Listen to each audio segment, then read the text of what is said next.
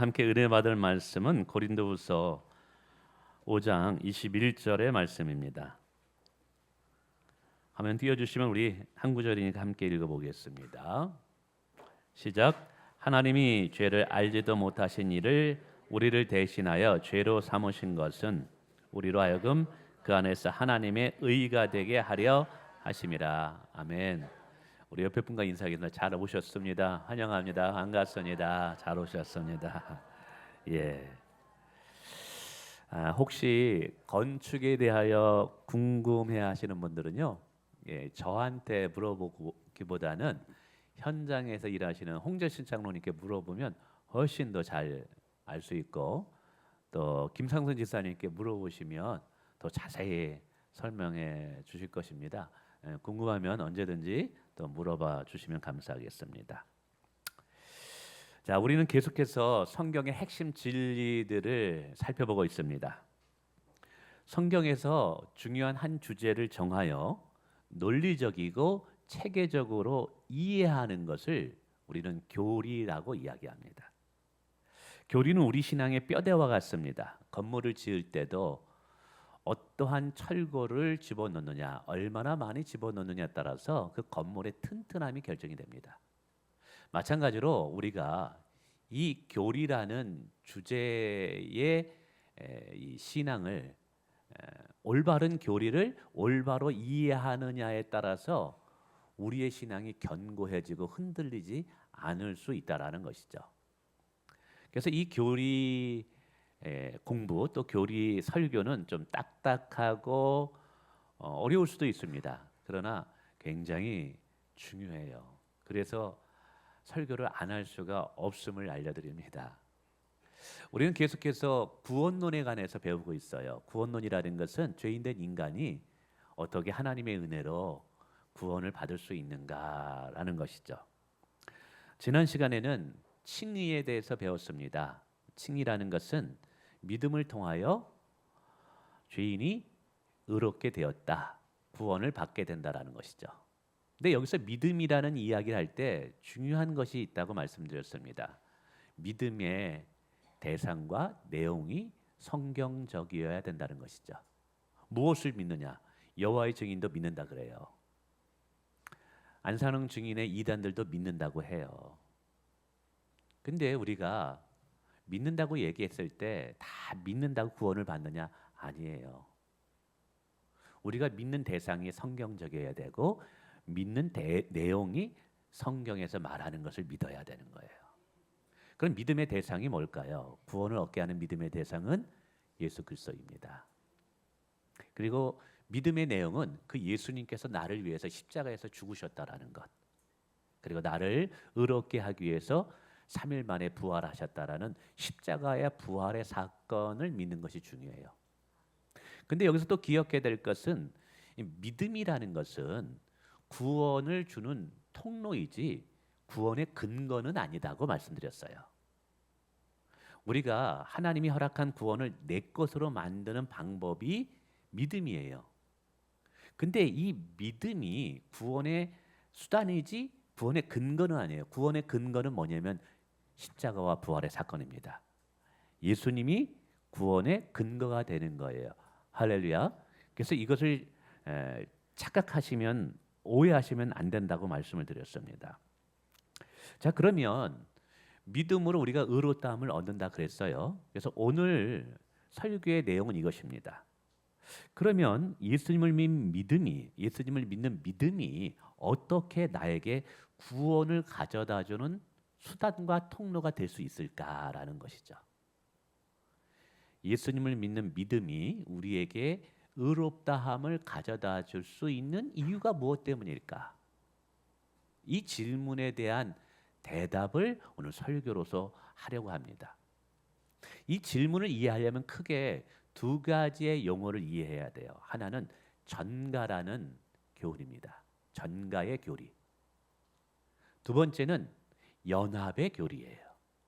그래서 오늘은 전가의 교훈이 무엇인가, 다음 주에는 연합의 교훈이 무엇인가를 살펴보기를 원합니다. 우선 여러분, 전가라는 게 무엇일까요? 기독교 신학에서 전가라는 것은 한 사람의 행위의 결과를 다른 사람의 것으로 인정해 주는 것을 말해요. 마치 은행 계좌 이체와 비슷하다고 생각하시면 될 것 같아요. 즉, 내 계좌에는요, 계좌 다 가지고 계시죠? 내 계좌에는 죄가 가득 쌓여 있는 거예요. 근데 하나님께서 내 계좌에 쌓여 있는 죄의 죄를 예수님의 계좌로 옮겨 버리시는 거예요. 그리고 예수님 안에 있는 의의 것을 내 계좌로 옮겨오는 것을 말하는 거예요. 이해되시겠죠? 이것을 구원에 적용하면 이렇습니다. 하나님께서 나의 죄를 예수님께로 옮겨줘 버려요. 예수님께로 전가시켜 버려요.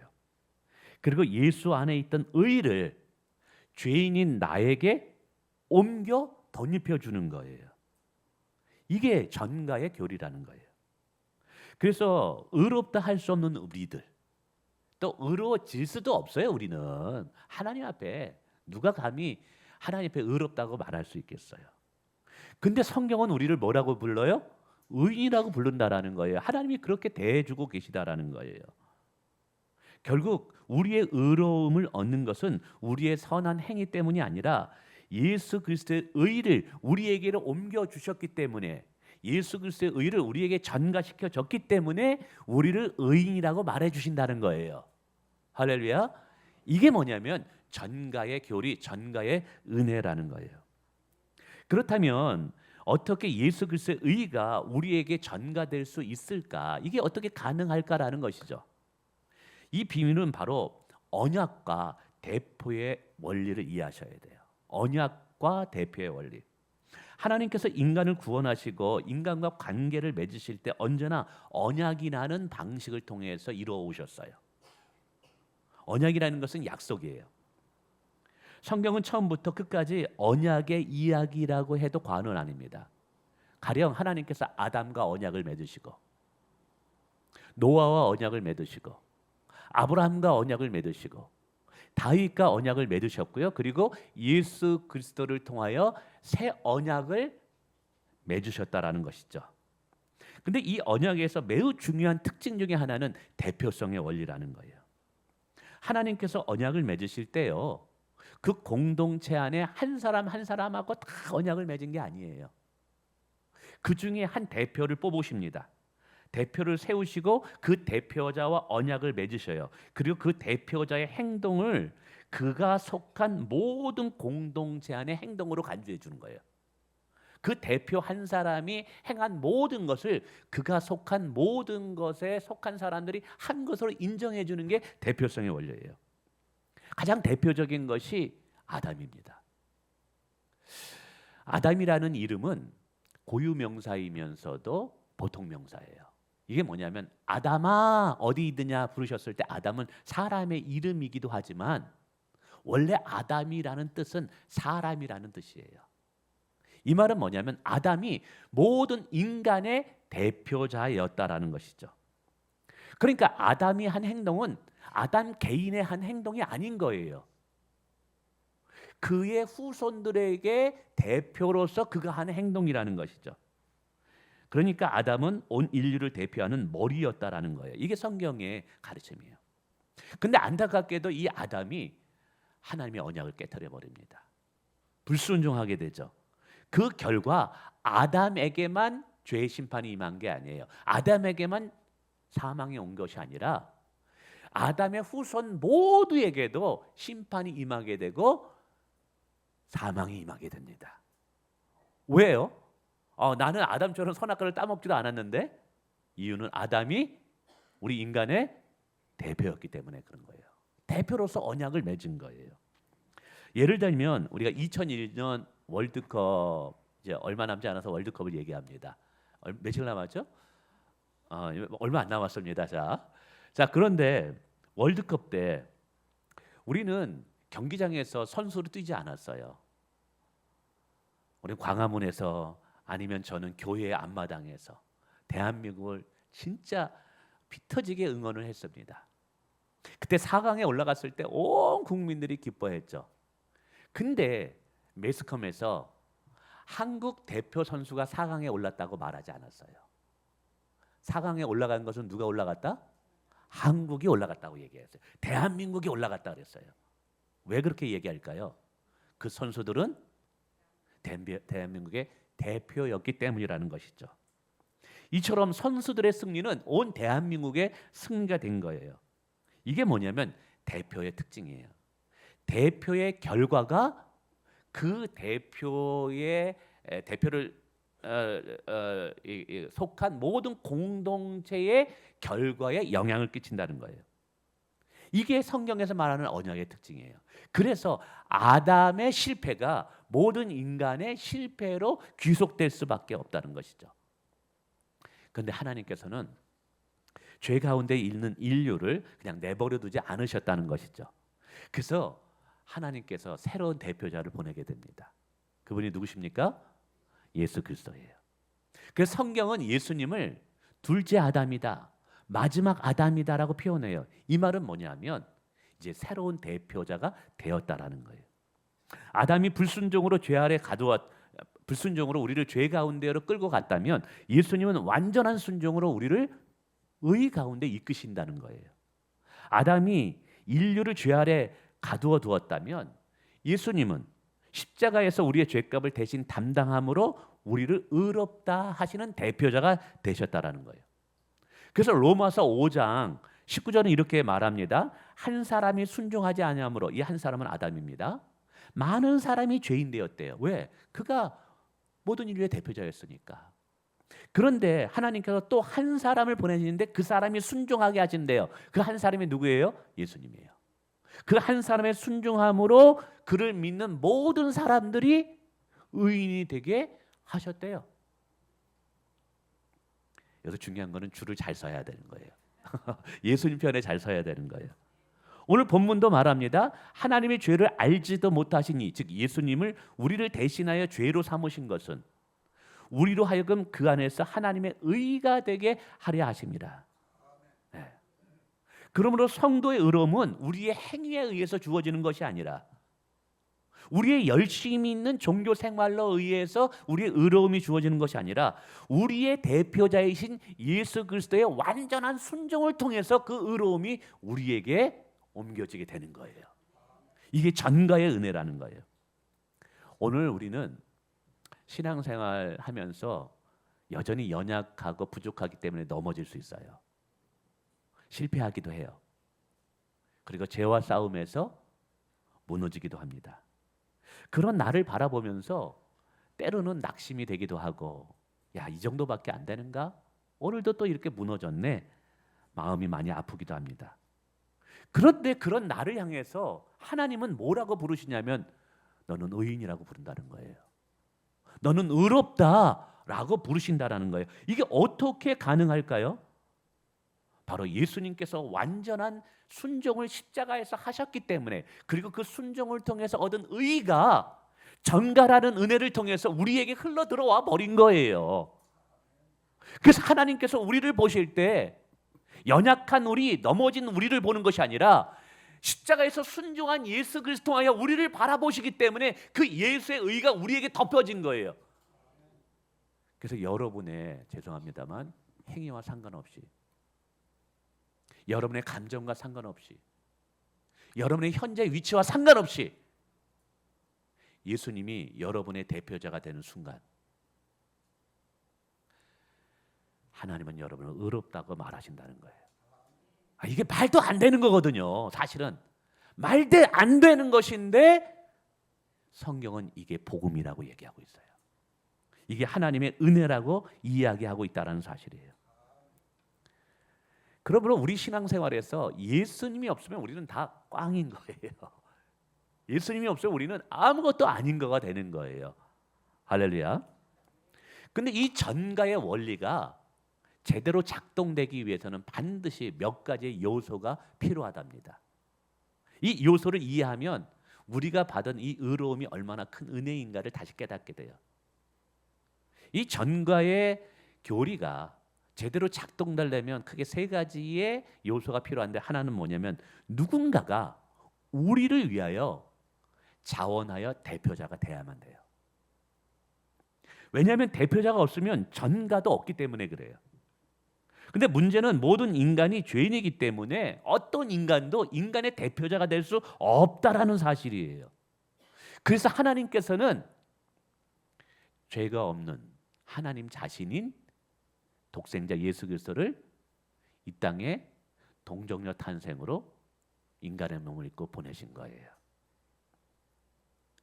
놀라운 것은 예수님이 억지로 이 일을 맡은 것이 아니라는 것이죠.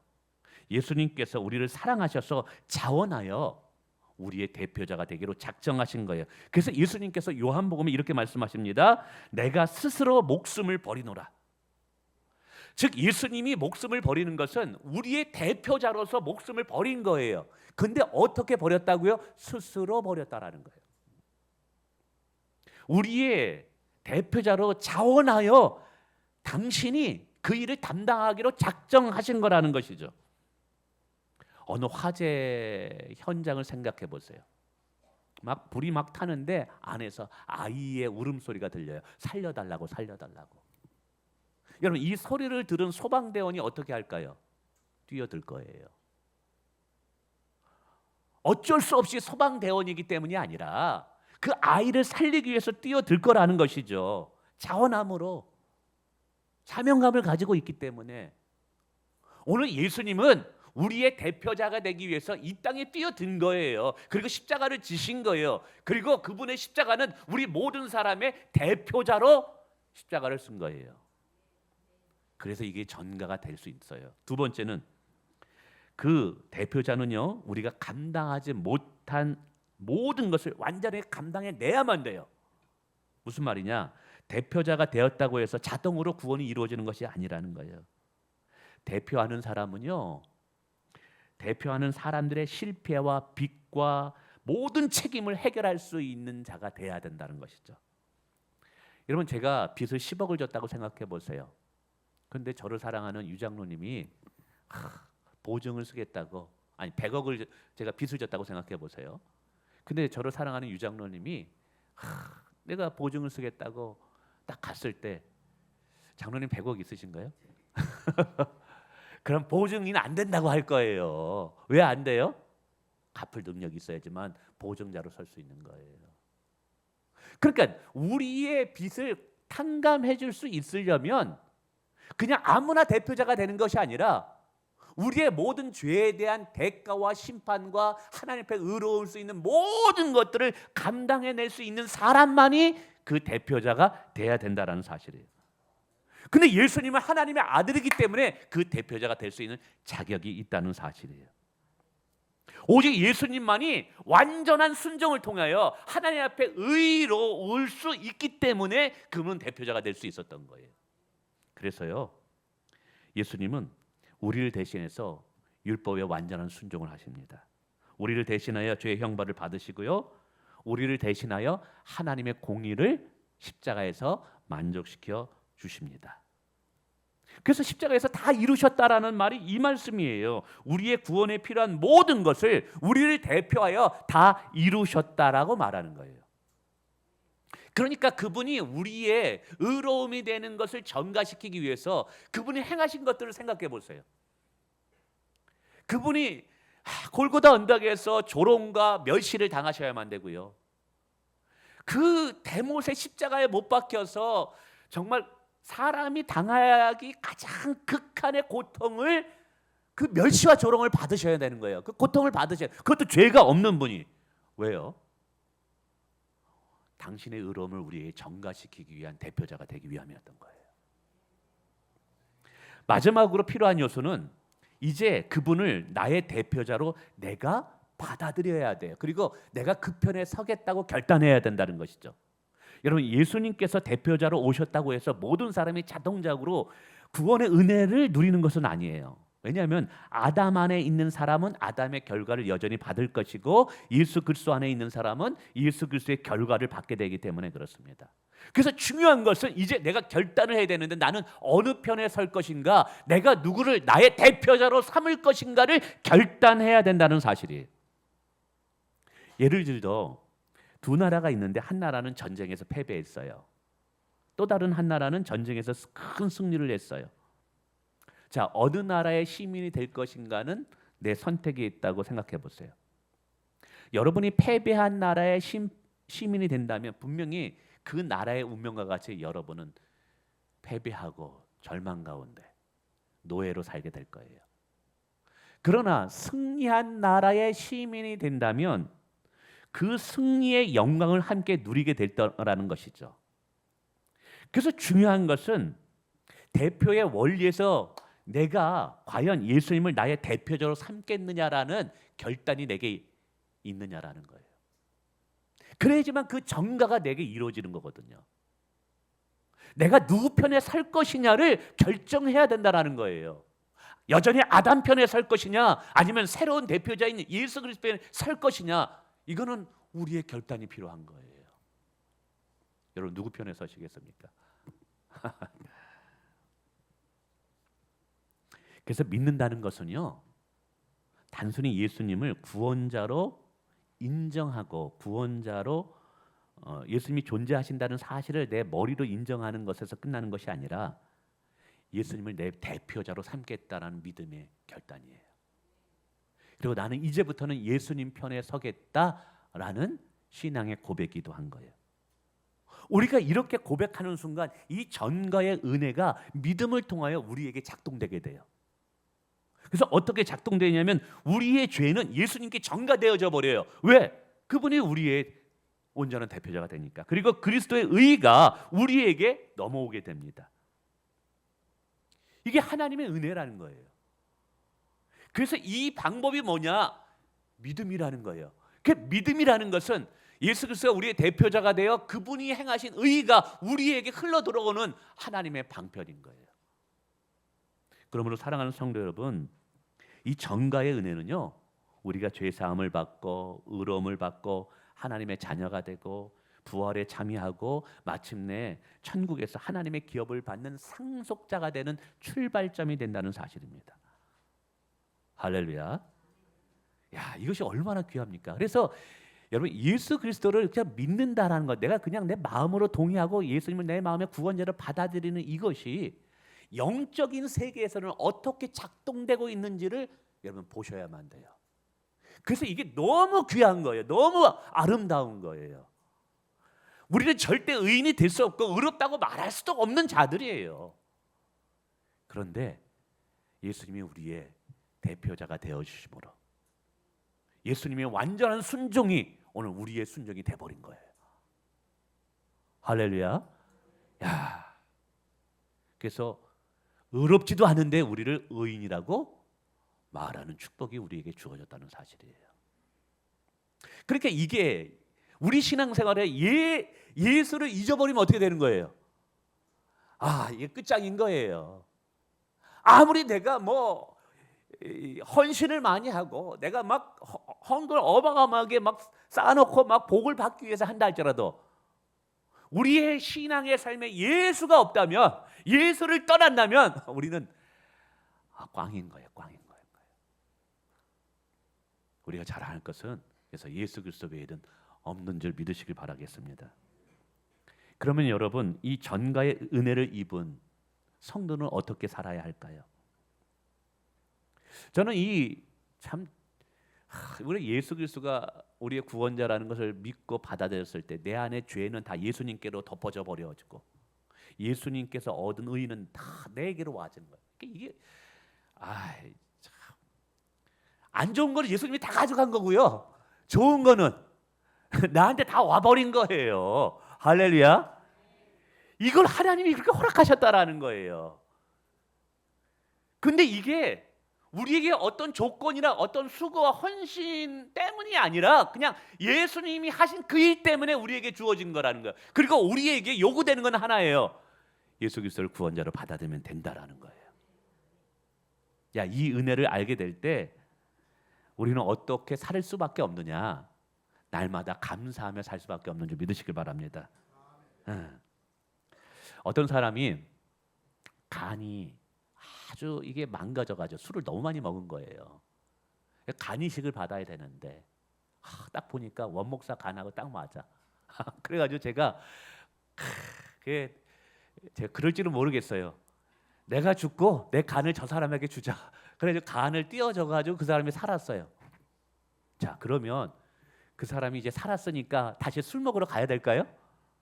아니죠. 은혜로 얻은 삶인데 하루하루가 감사 아니겠어요?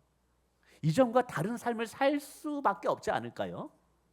오늘 우리가 그런 존재라는 거예요. 십자가의 은혜를 통해서 예수님께서 당신의 의로움을 우리의 전가 주셨다면, 내가 의롭게 하기 위해서 예수님이 십자가에서 그 고통과 죽음을 당하셔서 그 의로움을 우리에게 부어 주셨다면, 그 은혜를 안다면 우리가 어떻게 살아야 될까요?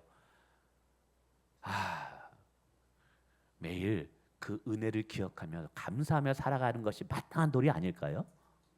할렐루야.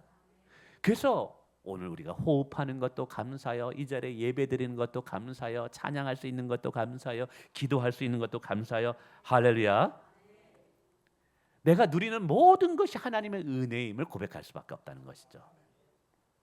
두 번째는 의롭게 되었기 때문에 거룩한 삶을 추구해야 된다는 거예요. 정가의 교리를 잘못 이해하면 이렇게 생각할 수 있을 것 같아요.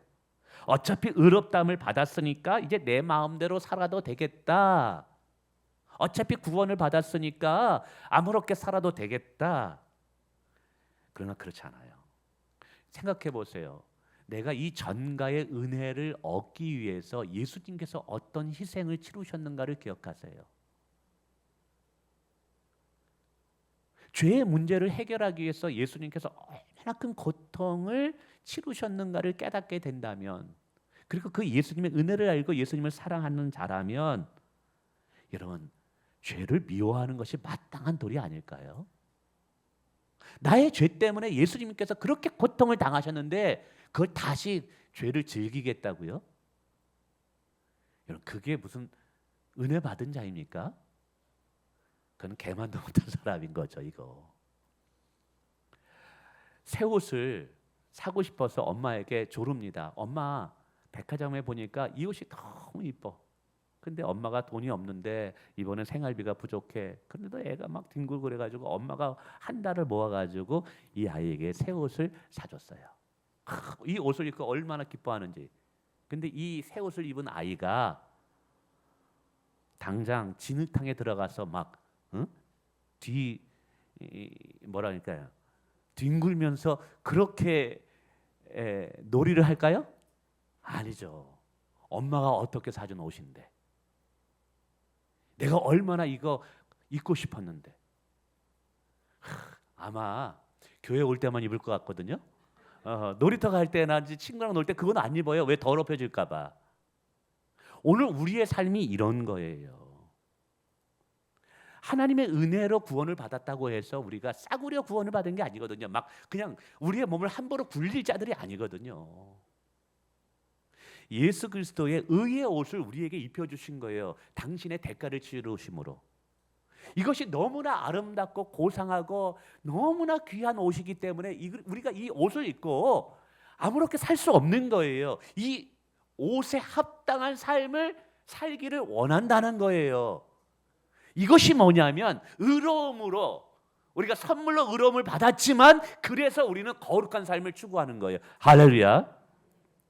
저는요, 예수님께서 나를 위해서 행하신 그 일을 생각할 때마다 너무 감사해요. 몸둘 바를 몰라요. 나 같은 죄인을 구원하여 주시고 나를 의롭다 하시니, 그리고 나를 의롭다 하기 위해서 얼마나 큰 희생의 대가를 치르셨는가를 생각할 때 너무 감사해서 내가 어떻게 살아야 할까 고민해요. 복음은요, 우리에게 자유함을 줍니다. 제가 어떻게 살아도 어느 누구도 나를 정죄할 수 없어요. 근데 그 예수님의 사랑을 알기 때문에 저는 예수님을 믿어 얻은 자유를 포기합니다. 자유를 예수 그리스도를 복종하는 데 씁니다. 선 미션이라 그래요.